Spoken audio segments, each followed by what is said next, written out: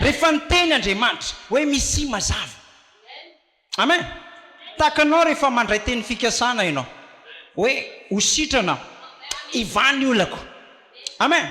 Rehefa miteny Andriamanitra hozy izy mpaminany hoe misy mazava, peu importe hozy izy mpaminany na amanjatona taona iny vao tanteraka, fa rehefa miteny izy hoe misy mazava dia tsy maintsy raha latsa-bavy izy. Amen. Ary ianao rehefa mijanona eo amina teny fikasana ka voambara aminao le izy. Amen. Miresaka fahaterahantsika dia miresaka fanambarana.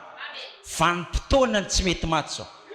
Amen. Rehefa voambara aminao le zavatra, ahoana na fahanleana bavy anankiray afaka ny sisisika tao anatin'ny olona satria nandray fanambarana le ranabavy. Amen. Nandray fanambarana izy ary matotra tao anatiny zany, zay mahatonga azy afaka ny sisika. Amen. Fa raha tsy zay ny zavatra nitranga dia ny abandonna le anabavy, ny verin-dalana izy. Amen. Fa rehefa nandray fanambarana le anabavy dia ny tanjony napetraka Andriamanitra tao anatin'ny fonjy dia tsy maintsy makasika ny rambon'akanjon Jesosy izy. Ary ny fanambarana iny no miteraka hero azy ka na voahitsaka izy, na voatosika izy, na voarora izy, dia ny tanjona farany tsy maintsy voakasika ny rambon'akanjon Jesosy.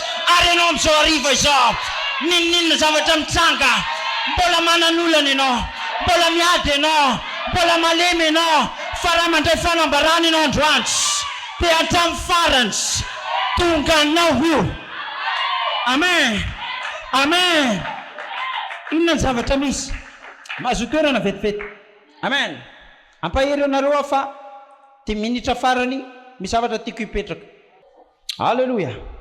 Isika hozy izy mpaminany ny ampakariny dia tokony ahazo aina ao anatin'ny zava-miafina. Amen. Tokony mahazo aina ianao rehefa miresaka zava-miafina ny mpanompon'Andriamanitra.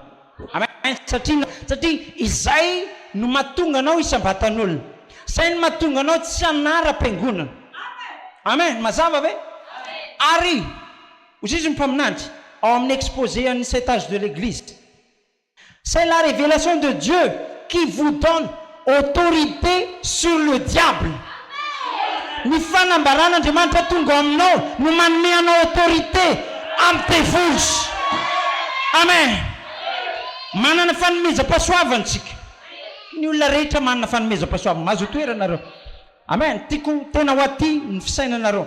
Amen. Fantatro fa reraka nareo.